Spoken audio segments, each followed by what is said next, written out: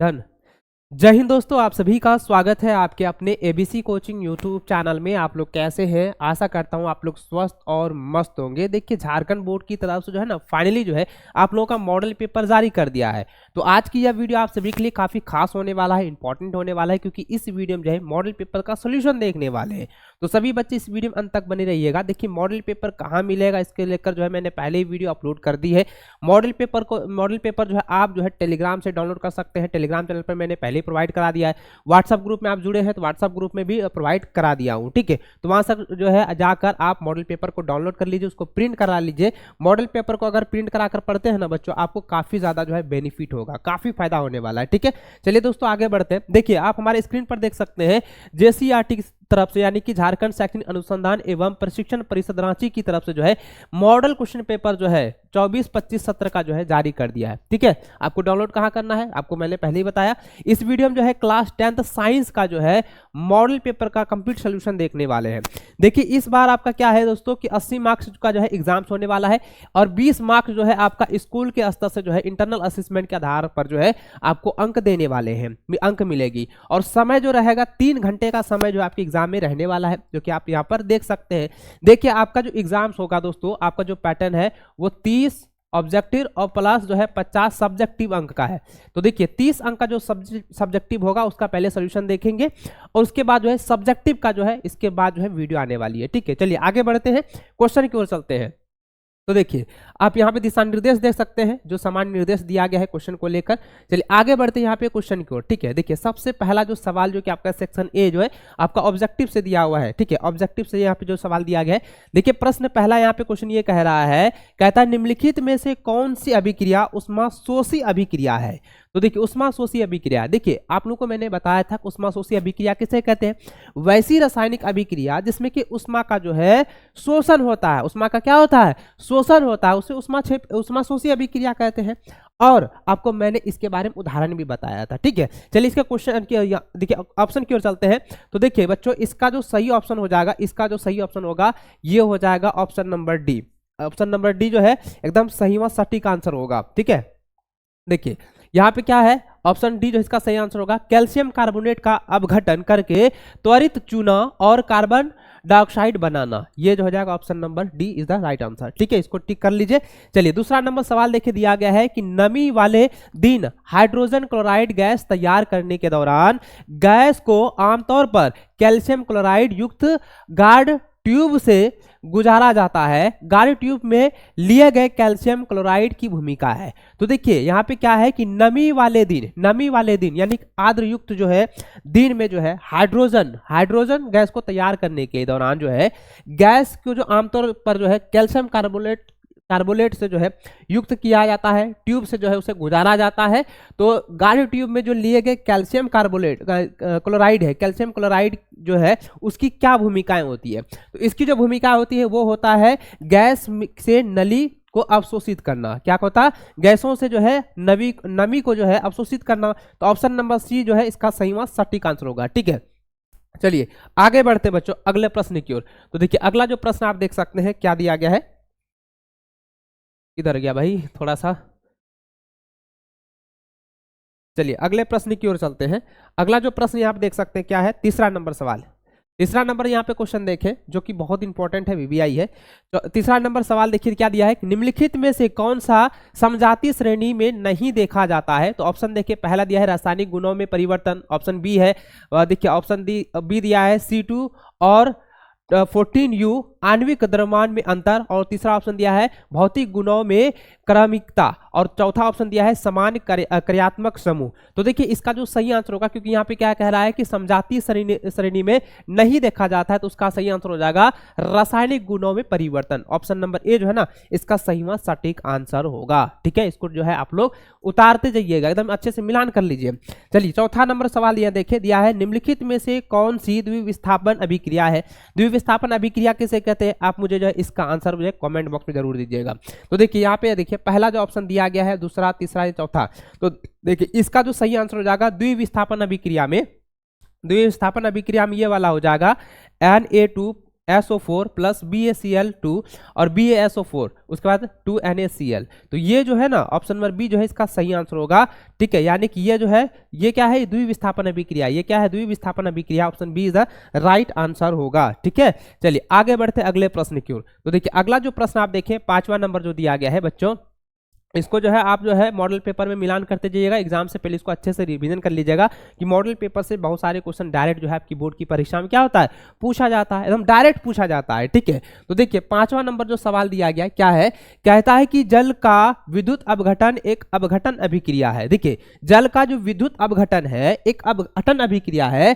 जल के विद्युत अपघटन के दौरान मुक्त होने वाली हाइड्रोजन और ऑक्सीजन गैसों का मोल अनुपात है। तो देखिए जल का विद्युत अपघटन, जैसे जल का फॉर्मूला क्या होता है, H2O है ना, H2O फॉर्मूला होता है। अब इसमें जो है ना कहता है कि विद्युत अपघटन को जो है एक अपघटन पर अभिक्रिया है। तो जल में जो विद्युत अपघटन के दौरान जो मुक्त होने वाले हाइड्रोजन और ऑक्सीजन की गैसों का जो मोल अनुपात क्या होता है, तो मोल अनुपात क्या होता है, देखिए H का कितना है 2 है, ऑक्सीजन का कितना है 1 है। तो यहाँ पे क्या हो जाएगा 2:1 हो जाएगा। तो option number B is the right answer हो जाएगा। ऑप्शन नंबर बी क्या हो जाएगा, सही व सटीक आंसर होगा। ठीक है, देखिए कितना आसान सब है, बहुत ही आसान सब सवाल जो है छटा हुआ है इसमें मॉडल पेपर में। चलिए आगे बढ़े, यहाँ पे 6वां नंबर सवाल देखिए दिया गया है कि एक जलीय घोल लाल लिटमस घोल को नीला कर देता है।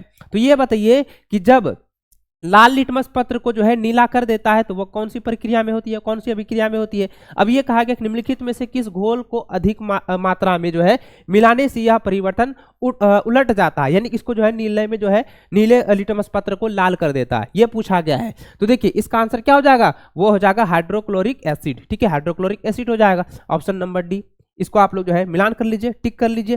चलिए आगे बढ़ते हैं अगले प्रश्न की ओर। देखिए अगला जो प्रश्न देखिए 7वां नंबर क्या दिया गया है।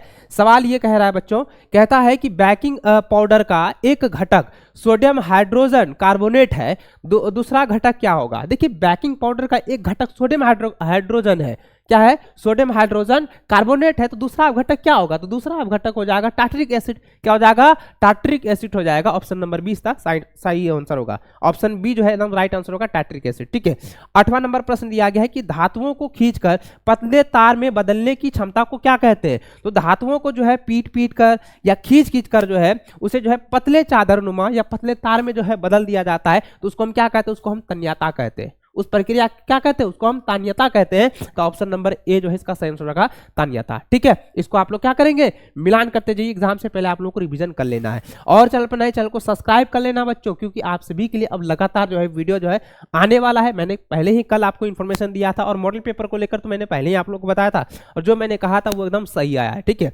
चलिए आगे बढ़ते हैं।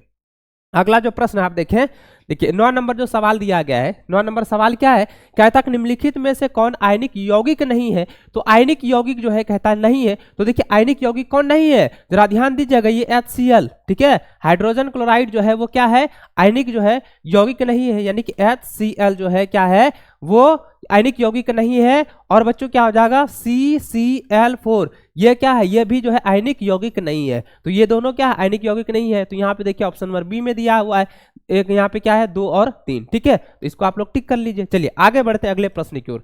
तो देखिए नेक्स्ट जो क्वेश्चन दिया गया है, नेक्स्ट क्वेश्चन देख सकते हैं क्या दिया है, 10वां नंबर जो दिया गया है, कहता है कि निम्नलिखित में से किस यौगिक में OH देख क्रियात्मक समूह है। तो OH जो है क्रियात्मक समूह किसमें होता है, ये होता है ब्यूटेनॉल में। किसमें होता है, ब्यूटेनॉल, याद रखेंगे ब्यूटेनॉल में होता है। तो ऑप्शन नंबर बी जो है इसका सही आंसर होगा। ठीक है, चलिए नेक्स्ट सवाल 11 नंबर दिया है कि यौगिक CH3 देखिए सवाल क्या है कि यौगिक CH3, उसके बाद यहाँ पे देखिए क्या है, तो एकल बंध है CH2 है, फिर एकल बंध है CHO का नाम है। तो देखिए इसमें क्या है कि एकल बंध यहाँ पे दिया गया है, तो ये कौन सा हो जाएगा, ये प्रोपनल हो जाएगा। ठीक है, क्या हो जाएगा, प्रोपनल। तो ऑप्शन नंबर ए इसका सही आंसर होगा। ठीक है, चलिए आगे बढ़ते हैं अगले प्रश्न की ओर। अगला जो प्रश्न आप देखें क्या दिया है, 12 नंबर। अगला प्रश्न जो है 12 नंबर देखें क्या दिया गया सवाल जो, सवाल ये कह रहा है, सवाल ये कहता है कि आहार नली के किस भाग में भोजन का अंतिम पाचन होता है। तो भोजन का अंतिम पाचन जो है आहार नली के किस भाग में होता है। तो देखिए एक सबसे पहले होता है बड़ी आंत, उसके बाद छोटी आंत। तो छोटी आंत में जो है पूरी तरह से आहार जो है वो पच जाता है। तो यहाँ पे क्या हो जाएगा, इसका आंसर हो जाएगा ऑप्शन नंबर डी, छोटी आंत। ठीक है, 13 नंबर सवाल देखिए क्या है कि श्वसन के दौरान जो है गैसों का आदान प्रदान यहाँ होता है। तो श्वसन के दौरान जब हम सांस लेते हैं ना, जब हम सांस लेते हैं तब क्या होता है, आदान प्रदान जो है गैसों का होता है। कहाँ पर होता है, तो फेफड़ों के जो है ये एल्वियोली में होता है। क्या होता है, फेफड़ों के अल्वियोली। ठीक है, तो ऑप्शन नंबर जो है बी इसका सही व सटीक आंसर होगा। चलिए आगे बढ़ते अगले प्रश्न की ओर। तो देखिए अगला जो प्रश्न यहाँ पे क्या दिया गया है, 14 नंबर। देखिए सवाल क्या है बच्चों, सवाल ये कहता है कि मस्तिष्क के बारे में निम्नलिखित में से कौन सा कथन सत्य है। तो देखिए पहला यहाँ पे कथन दिया कि मस्तिष्क का मुख्य सोचने वाला भाग पश्चिम मस्तिष्क है। दूसरा कहता है कि श्रवण, गंध, स्मृति, दृष्टि आदि के केंद्र अग्र मस्तिष्क में स्थित है। और तीसरा ऑप्शन दिया है लार, उल्टी, रक्तचाप जैसी जो है अनैच्छिक क्रियाएं मस्तिष्क में स्थित है। उसके बाद मेडुला द्वारा नियंत्रित होती है, ये तीसरा कह रहा है। और चौथा कथन ये कहता है कि सेरिबैलम शरीर की मुद्रा और संतुलन, देखिए मुद्रा और संतुलन, आगे देखिए क्या लिखा है, मुद्रा और संतुलन को नियंत्रित नहीं करता है। तो इसमें क्या हो जाएगा बच्चों, जरा ध्यान दीजिएगा, ये काफी इंपॉर्टेंट क्वेश्चन है। अब देखिए यहाँ पे सवाल यहाँ पे जो दिया गया है ना, उसको आप लोग जरा ध्यान दीजिएगा। देखिए इधर गया भाई, यहाँ है। देखिए यहाँ पे क्या हो जाएगा, ये जो सवाल ये कह रहा था, ये सवाल क्या कह रहा था, ये कह रहा था कि मस्तिष्क के बारे में निम्नलिखित में से कौन सा कथन सत्य है। तो ये हो जाएगा, देखिए क्या हो जाएगा, ये देखिए श्रवण, गंध, स्मृति, दृष्टि आदि के केंद्र अग्र मस्तिष्क में स्थित है। तो ये कथन जो है ऑप्शन नंबर बी सही होगा। साथ ही जो है लार, उल्टी, रक्तचाप जैसी जो है अनैच्छिक क्रियाएं पश्चिम मस्तिष्क में स्थित मेडुला द्वारा नियंत्रित होती है, ये भी सही हो जाएगा। तो यानी कि 2 और 3, यानी कि इसका आंसर क्या हो जाएगा, 2 और क्या हो जाएगा, 2 और 3 ऑप्शन जो है ये क्या है, सही है। ठीक है, तो ये ऑप्शन नंबर किस में है, देख लिखते हैं ऑप्शन नंबर किस में है बच्चों। तो ऑप्शन नंबर जो है आपका सी में है। ऑप्शन नंबर किस में है, ऑप्शन नंबर सी में दिया हुआ है, ये आपका सही हो जाएगा। ठीक है, इसको आप लोग जो है क्या करेंगे, मिलान करते जाइए, एग्जाम से पहले आपको इससे से रिवीजन कर लेना है। चलिए आगे बढ़ते हैं अगले प्रश्न की ओर। देखिए 15वां नंबर सवाल बहुत इंपॉर्टेंट है, वेरी वेरी इंपॉर्टेंट क्वेश्चन है, इसको आप लोग टिक कर ले, मिलान कर लीजिए। देखिए सवाल ये कहता है कि बेलम जोड़ी का चयन करें। तो बेलम जोड़ी का चयन करना है, तो बेलम जोड़ी का चयन क्या हो जाएगा, तो ये पहला ही ऑप्शन सही हो जाएगा। ये क्या हो जाएगा, एड्रेनालाइन, उसके बाद है पिट्यूटरीलैंड ग्लैंड। तो यानी कि इसका क्या हो जाएगा, एड्रेनालाइन, और ये हो जाएगा पिट्यूटरीलैंड ग्रंथि। ठीक है, याद रखेंगे। देखिए आपको ना बहुत सारा क्वेश्चन जो है, ये तो सवाल आप लोग पहले से पढ़े होंगे, सब्जेक्टिव में मैंने बताया था। देखिए बेलम जोड़ी क्या होता है, आप इसका परिभाषित करे होंगे, याद किए होंगे। तो देखिए बेलम जोड़ी का चयन करना है, तो इसका ऑप्शन नंबर ए ही सही होगा, क्योंकि यहाँ पे क्या दिया है, एड्रेनालाइन, उसके बाद पिट्यूटरी ग्रंथि यानी पिट्यूटरी लैंड कह सकते हैं। ठीक है, तो ये हो जाएगा, option number A is the right answer होगा। चलिए 16वां नंबर क्वेश्चन देखिए क्या दिया गया है कि एक फूल में नर और मादा युग्मक यानी अंकुरन कोशिकाएं उत्पन्न करने वाले भाग हैं। तो देखिए एक फूल में क्या होता है, नर और मादा, ठीक है, मेल गैमेट्स और फीमेल गैमेट्स दोनों होते हैं। तो कहता है उत्पन्न करने वाले भाग होते हैं, उत्पन्न करने वाले भाग कौन सा हो जाएगा, परागकोश और अंडकोश हो जाएगा। नर का क्या हो जाएगा, परागकोश हो जाएगा, और मादा का हो जाएगा अंडाशय। तो ये हो जाएगा, ये ऑप्शन नंबर सी, यानी परागकोश और अंडाशय, ऑप्शन नंबर सी जो है इसका सही आंसर होगा। ठीक है, चलिए आगे बढ़ते हैं अगले प्रश्न की ओर। चलिए नेक्स्ट का क्वेश्चन जो है 17वां नंबर, मिलान कीजिए। देखिए 17वां नंबर क्वेश्चन जो दिया गया है बच्चों, कहता है कि अमीबा, इस स्पाइरोगाइरा और यीस्ट में प्रजनन की एक सामान्य विशेषता यह है कि, विशेषता क्या है, अब ये बताना है कि अमीबा, स्पाइरोगाइरा और यीस्ट में प्रजनन की जो सामान्य विशेषताएं हैं वो क्या होता है। देखिए अमीबा हो गया, स्पाइरोगाइरा हो गया और यीस्ट में जो जनन की जो प्रक्रिया होती है, इसमें सामान्य विशेषताएं ये होता है कि वे केवल जो है ना लैंगिक रूप से जो है प्रजनन करते हैं। किस प्रकार से, लैंगिक रूप से जो है प्रजनन करते हैं। तो यहाँ पे क्या है, ऑप्शन नंबर सी उसका सही आंसर हो जाएगा, वे केवल लैंगिक रूप से जो है प्रजनन करते हैं। ठीक है, इसको जो है मिलान कर लीजिए। चलिए आगे बढ़े, 18वां नंबर सवाल देखिए दिया गया है, नीचे दी गई सूची में से उस लक्षण का चयन करें जिसे अर्जित किया जा सकता है लेकिन देखिए विरासत में नहीं मिला। देखिए क्या है, उस लक्षण का चयन करना है जिसमें अर्जित किया जा सकता है लेकिन उसे जो है विरासत में नहीं मिलता है। देखिए विरासत में नहीं मिलता है, तो देखिए शरीर का आकार जो है विरासत में नहीं मिलता। याद रखेंगे बॉडी का जो स्ट्रक्चर होता है, ये हमारा बॉडी है, ठीक है, पूरा बॉडी का स्ट्रक्चर जो है वो हमें जो है विरासत में नहीं मिला है, इसको हमें अर्जित किया जा सकता है। इसके लक्षण को चयन करना है, तो भाई ये आंसर हो जाएगा शरीर का आकार। ठीक है, तो ऑप्शन नंबर सी इसका सही आंसर होगा 18 नंबर का। चलिए आगे बढ़ते हैं अगले प्रश्न की ओर। चलिए नेक्स्ट क्वेश्चन जो दिया गया है 19 नंबर, 19 नंबर क्या सवाल दिया गया बच्चों, देखिए 19 नंबर यहाँ पे सवाल दिया गया है कि प्रकृति है कि प्राकृतिक, अरे कलम तो आया नहीं, देखिए यहाँ पे क्या है कि प्राकृतिक चयन द्वारा देखिए प्रजातियों के विकास का सिद्धांत दिया गया था। तो दिए किसके द्वारा दिया गया था, देखिए प्राकृतिक चयन द्वारा, the theory of the evolution of species by the natural selections was given by, किसके द्वारा, ये जो है डार्विन के द्वारा दिया गया था। तो ऑप्शन नंबर बी जो है इसका सही आंसर हो जाएगा डार्विन। ठीक है, इसको आप लोग जो है मिलान कर लीजिए, टिक कर लीजिए, याद कर लीजिएगा। चलिए अगला जो प्रश्न दिया गया है कि निम्नलिखित में से कौन सा कथन सत्य है। तो यहाँ पे चारों ऑप्शन को पहले पढ़िए।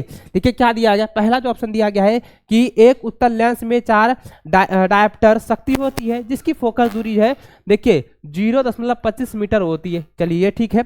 दूसरा ऑप्शन देखिए क्या दिया है कि एक उत्तल लेंस में जो है -4 डायप्टर शक्ति होती है जिसकी फोकस दूरी 0.25 मीटर होती है। चलिए तीसरा ऑप्शन है कि एक अवतल लेंस में 4 डायप्टर शक्ति होती है जिसकी फोकस दूरी जो है 0.25 मीटर होती है। और चौथा ऑप्शन दिया गया है कि एक उत्तल लेंस में जो है -4 डायप्टर शक्ति होती है जिसकी फोकस दूरी जो है 0.25 मीटर होती है। तो देखिए ये तीनों जो है नहीं होगा, ये तीनों जो है इसका कथन के अनुरूप जो है सत्य नहीं होगा, क्योंकि देखिए एक उत्तल लेंस में जो है 4 डायप्टर शक्ति होती है। याद रखेंगे एक उत्तल लेंस में 4 डायप्टर जो है शक्ति होती, क्या होता है मैंने बताया था, उत्तल लेंस की जो प्रकृति होती है वो क्या होता है, वो धनात्मक होती है। तो यहाँ पे क्या हो जाएगा, ये प्लस ये हो जाएगा, 4 डायप्टर शक्ति होती है जिसकी फोकस दूरी जो हो जाएगा क्या हो जाएगा, ये हो जाएगा 0.25 मीटर होती है। ठीक है, तो ऑप्शन ए जो है इसका सही व सटीक आंसर होगा। चलिए आगे बढ़ते हैं अगले प्रश्न की ओर। चलिए अगला जो प्रश्न आप देखें ये आपके लिए काफी इंपॉर्टेंट है बच्चों, आप इसको इग्नोर नहीं कीजिएगा क्योंकि एग्जाम में यही सारा सवाल तो पूछबे करता है। ठीक है, चलिए आगे बढ़ते हैं। अगला सवाल जो 21 नंबर देखें क्या दिया गया है कि निम्नलिखित में से किस में जो है अनंत पर रखी गई वस्तु का प्रतिबिंब अत्याधिक छोटा और बिंदु आकार का होता है। तो ये तो आप सभी को मैंने बताया था कि अवतल दर्पण हो गया, उत्तल दर्पण हो गया, अवतल लेंस हो गया और उत्तल लेंस हो गया। अगर हम अनंत पर जो है किसी वस्तु को रखते हैं तो उसका प्रतिबिंब क्या होगा, अत्यधिक छोटा होगा और बिंदु आकार का होगा, बिंदु के आकार का होगा। तो यह ऑप्शन नंबर क्या हो जाएगा, डी जो है इसका सही आंसर हो जाएगा। अवतल दर्पण, उत्तल दर्पण, अवतल लेंस और उत्तल लेंस, ये चारों हो जाएंगे। ठीक है, इसको आप लोग जो है मिलान कर लीजिए। चलिए 22वां नंबर सवाल देखिए क्या दिया गया कि एक व्यक्ति जो है 2 मीटर से अधिक दूरी पर रखी वस्तुओं को स्पष्ट रूप से नहीं देख सकता है। इस दोष को निम्न क्षमता के लेंस का उपयोग करके ठीक किया जा सकता है। तो जरा ध्यान दीजिए, आप सभी के लिए बहुत ही इंपॉर्टेंट क्वेश्चन है बच्चों। आपको मैंने बताया था, क्या बताया था भाई, आपको मैंने बताया था कि देखिए आप ये बताइए कि अगर जो है यहाँ पे देखिए क्या है कि दूर रखी वस्तु को जो है वो स्पष्ट रूप से नहीं देखा जा सकता, तो उसको हम कौन सा दृष्टि दोष कहते हैं, आप मुझे कमेंट करके जरूर बताइएगा। और यहाँ पे कहता है कि इस दोष को निम्नलिखित क्षमता के लेंस का उपयोग करके जो है ठीक किया जा सकता है। तो बच्चों यहाँ पे क्या हो जाएगा, मैंने आपको बताया था ना, देखिए उत्तल लेंस के बारे में, ठीक है, उत्तल लेंस के बारे में और अवतल लेंस के बारे में, उत्तल लेंस और अवतल लेंस के बारे में आप लोगों ने पढ़ा होगा। आपको मैंने बताया था ना कि उत्तल लेंस की जो क्षमता होती है वो क्या होती है, ये धनात्मक होती है, प्लस में होता है, और ये क्या होता है, ये ऋणात्मक होती है। तो इसमें क्या हो जाएगा, अवतल लेंस की जो है जरूरत होगी। तो इसमें क्या होता है बच्चों, इसमें क्या हो, धनात्मक होगी। तो इसको अगर निकालते हैं 2/4, तो 2/4 को निकालेंगे तो क्या हो जाएगा, 0.5 डायप्टर होगा ना, तो ये क्या हो जाएगा, ऋणात्मक में होगा, तो ये हो जाएगा 0.5 डायप्टर। तो ऑप्शन नंबर बी जो है इसका सही व सटीक आंसर होगा। ठीक है, इसको मिलान कर लीजिए। चलिए आगे बढ़ते हैं अगले प्रश्न की ओर। चलिए नेक्स्ट सवाल देखें।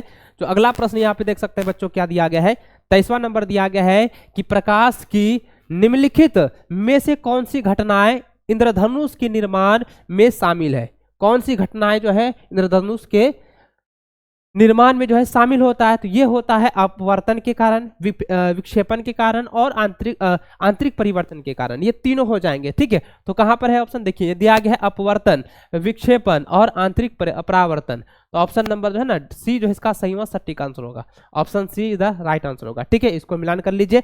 चलिए आगे बढ़ते हैं अगले प्रश्न की ओर। चलिए आगे देखें, अगला जो प्रश्न जो है 24वां नंबर मिलान करें। तो 24वां नंबर सवाल यहाँ पे क्या कह रहा है बच्चों, कहता है सवाल ये है कि 1/5 ओम वाले 5 प्रतिरोधकों का उपयोग करके कौन सा न्यूनतम प्रतिरोध बनाया जा सकता है, कौन सा जो है न्यूनतम प्रतिरोध जो है बनाया जा सकता है। अगर मान के चलिए क्या को कह रहा है, 5 को कह रहा है, तो 5 हो गया 25 यानी 1/25 ओम हो गया, तो आप डायरेक्ट बना लीजिएगा 1/25 ओम हो जाएगा। ठीक है, चलिए ये ऑप्शन नंबर 20 का सही आंसर होगा।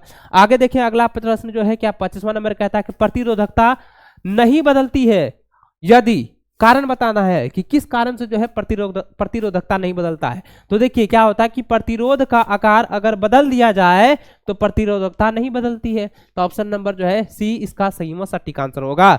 चलिए आगे बढ़ते हैं। आगे प्रश्न देखिए 26 नंबर सवाल क्या दिया गया बच्चों। अरे भाई किधर चला गया, फिर से पलट गया क्या। देखिए चलिए आगे देखते हैं, फिर से देख लेते हैं बच्चों कहाँ पे है। शायद थोड़ा सा गड़बड़ हो गया है, but don't worry, I am here, not confuse नहीं होना है। ठीक है, चलिए आगे देखते हैं कितना नंबर सवाल था। सवाल आप देखेंगे, अरे जल्दी आ जाओ, 25वां नंबर सवाल है ना। चलिए 25वां नंबर सवाल किधर, आ जल्दी आ जल्दी आ जल्दी आ, बच्चा कंफ्यूज हो जाता है, पलट जाता है भाई। 25 नंबर सवाल देखिए, हाँ 24 नंबर तो हो चुका था, 25 नंबर तो मैंने बता दिया था ना। चलिए अब 26 नंबर देखते हैं। तो 26 नंबर जो सवाल दिया गया बच्चों, क्या सवाल है, कहता है कि गलत कथन चुने, तो यानी गलत कथन चुनना है। तो अब यहाँ पे कहता है कि फ्लेमिंग का दायां हाथ का नियम प्रेरित धारा की दिशा जानने का एक सरल नियम है। तो ये क्या हो जाएगा, देखिए ये नहीं होगा, क्योंकि यहाँ पे कहता गलत है, क्योंकि ये एकदम सही नियम को दर्शाता है। दूसरा कहता है कि दायां हाथ का अंगूठा नियम धारा ले जाने वाला चालकों के कारण चुंबकीय क्षेत्र की दिशा ज्ञात करने के लिए जो है उपयोग किया जाता है, ये भी सही कथन है। और तीसरा दिया गया है कि प्रत्यक्ष और देखिए प्रत्यावर्ती धाराओं के बीच अंतर यह है कि प्रत्यक्ष धारा हमेशा एक दिशा में बहती है, जबकि प्रत्यावर्ती धारा जो है समय समय पर अपनी दिशा उलट देती है, यह भी सही कथन है। और यह कहा रहा था गलत कथन चुनना है। तो यहाँ भारत में ऐसी यानी कि प्रत्यावर्ती धारा यानी एसी, यहाँ पे एसी दिया गया है, ठीक है एसी है, प्रत्यावर्ती धारा हर 1/50 यानी कि 1/50 सेकंड के बाद दिशा बदलती है। ये जो है गलत कथन है, ये दिशा नहीं बदलती है। ठीक है, तो यहाँ पे क्या हो जाएगा, ऑप्शन नंबर डी इसका सही आंसर होगा, क्योंकि ये गलत कथन कह रहा था इसलिए गलत कथन हो जाएगा, ऑप्शन नंबर डी सही आंसर होगा। चलिए आगे बढ़ते हैं। आगे देखिए बच्चों, अगला प्रश्न आप देखिए यहाँ पे क्या दिया गया है। 27 नंबर सवाल दिया गया है कि घरेलू उपकरणों को देखिए शॉर्ट सर्किट या ओवरलोडिंग से बचाने के लिए इस्तेमाल की जाने वाली सबसे महत्वपूर्ण सुरक्षा विधि क्या है। ये तो आप सभी को पता है कि फ्यूज का उपयोग करते हैं ना, फ्यूज का उपयोग करते हैं, तो ऑप्शन नंबर 20 का सही आंसर होगा, option number 20 the right answer होगा। चलिए आगे बढ़ते हैं। आगे जो है 28वां नंबर सवाल देखें। नेक्स्ट क्वेश्चन 28 नंबर देखें क्या दिया गया है। सवाल है कि जल विद्युत संयंत्र में, तो जल विद्युत संयंत्र में क्या होता है, तो जल विद्युत संयंत्र में होता है कि संग्रहित जल की स्थितिज ऊर्जा, ठीक स्थितिज ऊर्जा को विद्युत ऊर्जा में जो है परिवर्तित किया जाता है। तो ऑप्शन नंबर ए इसका सही आंसर होगा। 29वां नंबर सवाल है कि वह जीव जो विकिरण ऊर्जा का उपयोग करके जो है और कार्बनिक यौगिकों से कार्बोहाइड्रेट का संश्लेषण करते हैं उन्हें कहा जाता है। तो उन्हें जो है कौन सी प्रक्रिया कहते हैं, उन्हें जो है उत्पादक कहा जाता है। उन्हें क्या कहा जाता है, उसे जो है वो प्रोड्यूस कहा जाता है, यानी कि हो जाएगा उत्पादक। ठीक है, ऑप्शन नंबर बी इसका सही आंसर होगा। ठीक है, चलिए नेक्स्ट सवाल जो है आपका लास्ट में जो है ऑब्जेक्टिव सवाल है मॉडल पेपर का, उसको देखें। तो 30वां नंबर सवाल आप देखिए क्या दिया गया, चिपको आंदोलन द्वारा दिया गया महत्वपूर्ण संदेश है। तो चिपको आंदोलन द्वारा दिया गया महत्वपूर्ण संदेश क्या है बच्चों, वन संरक्षण प्रयासों में समुदाय को शामिल करना। तो ऑप्शन नंबर ए जो है इसका सही वहां सटीक आंसर होगा। ठीक है, इसको आप लोग मिलान कर लीजिए, इसको आप लोगों को रट लेना है। ठीक है, तो आज की यह वीडियो आप सभी के लिए काफी खास रहा होगा, क्योंकि इस वीडियो में जो है ना क्लास 10th का जो है आप लोगों का साइंस का और मॉडल पेपर का, ठीक है आपका जो मॉडल पेपर जारी हुआ है उसका जो है ऑब्जेक्टिव का जो है कंप्लीट सोल्यूशन आप लोगों को बता दिया हूं। इसको आप ज्यादा से ज्यादा शेयर कीजिएगा, वीडियो अच्छी लगी तो वीडियो को लाइक कर देना, चैनल पर नए चैनल को सब्सक्राइब कर लेना। मिलते हैं नेक्स्ट टॉपिक में, नेक्स्ट आपका वीडियो के साथ। चलिए मिलते हैं, तब तक जय हिंद, वंदे मातरम।